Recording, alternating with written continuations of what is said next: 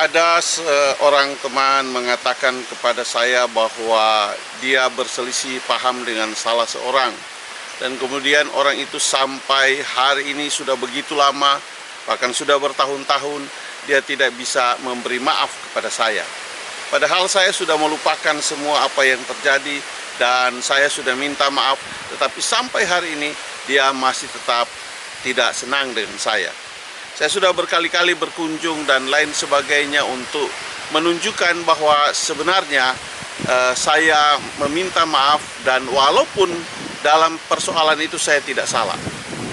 Saya sudah berkali-kali tetapi dia masih belum memaafkan, dan kalau ketemu wajahnya itu tidak senyum, dan kalau saya ke rumah alasannya begitu banyak macam, dan bahkan sampai hari ini tidak pernah ada pemberesan dari orang itu, tapi saya sudah berusaha untuk membereskan. Kemudian dia katakan kepada saya, bagaimana itu pastor? Apa yang saya harus lakukan?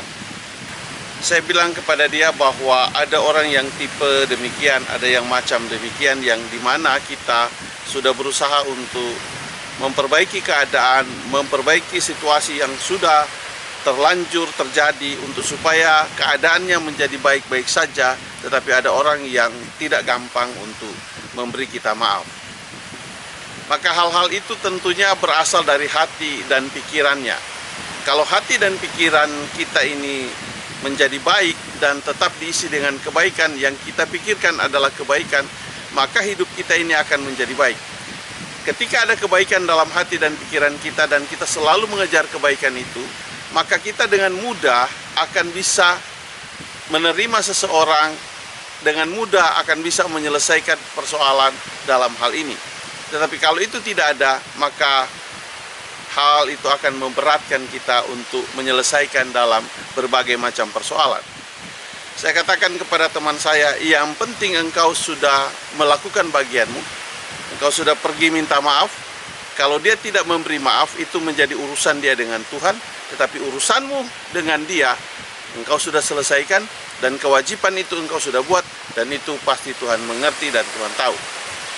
Karena di dalam Matius pasal 15 ayat 19 mengatakan begini, karena dari hati timbul segala pikiran jahat, pembunuhan, perzinahan, percabulan, pencurian, sumpah palsu, dan hujat.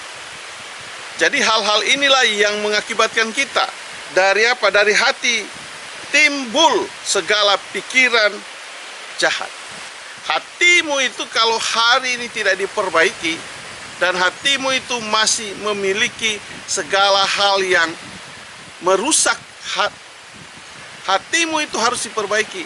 Kalau hatimu tidak diperbaiki, di sana masih ada benih-benih kebencian, di sana masih ada kepahitan, di sana masih ada dendam, dan segala macam hal yang jahat ada di hatimu, maka sulit rasanya engkau bisa memperbaiki hidupmu. Karena dari hati itu akan timbul apa? Pembunuhan. Karena engkau sakit hati, maka engkau merencanakan segala sesuatu untuk menghabisi orang-orang. Karena engkau sakit hati, dan dari sakit hati itu timbul pikiran jahatmu untuk melakukan sesuatu kepada orang yang melukai hatimu. Bisa saja kau sampai bisa membunuhnya. Bisa saja kau sampai merusak usaha dan pekerjaannya. Bisa saja kau bisa merusak keluarganya dan lain sebagainya. Dan hal itu sering terjadi. Perzinahan. Hatimu kalau tidak benar, tidak baik, maka timbul pikiran-pikiran zina. Pikiran-pikiran yang jorok, pikiran-pikiran yang kotor, yang berpikir kepada hal-hal yang tidak mendatangkan sukacita di dalam hidupmu. Jangan timbulkan hal-hal itu dalam pikiranmu. Itu berawal jika engkau menahan segala persoalan dalam hatimu dan tidak pernah engkau selesaikan, maka hal-hal yang jahat itu semakin lama semakin banyak, maka engkau terseret dalam cara berpikir yang jahat. Yang berikut adalah apa? Percabulan. Banyak hal-hal yang cabul terjadi di dunia ini. Di antaranya mungkin engkau yang sedang menonton hari ini. Saudara-saudaraku, mari kita bersihkan hati dan pikiran kita dari hal-hal yang demikian. Kemudian pencurian, mencuri yang bukan milik kita, yang bukan harta kita, yang bukan menjadi bagian kita, yang bukan hak kita, mencuri hak orang. Ini banyak terjadi, saudaraku. Dan pelaku-pelaku yang seperti ini ada banyak berkeliaran. Ada begitu banyak maling di luar sana. yang mencuri uang rakyat, yang mengambil hak-hak rakyat. Itu ada banyak yang terjadi. Mulai dari pangkat yang tertinggi sampai yang terendah, ini praktek-praktek ini terjadi. Dan Tuhan mau agar itu tidak ada di dalam hati dan pikiranmu. Kemudian sumpah palsu. Bersumpah palsu untuk meyakinkan sesuatu yang seakan-akan dia tidak buat, padahal dia buat. Dia mengarang cerita dan lain sebagainya, memalsukan segala sesuatu, dan dia memberikan sumpah.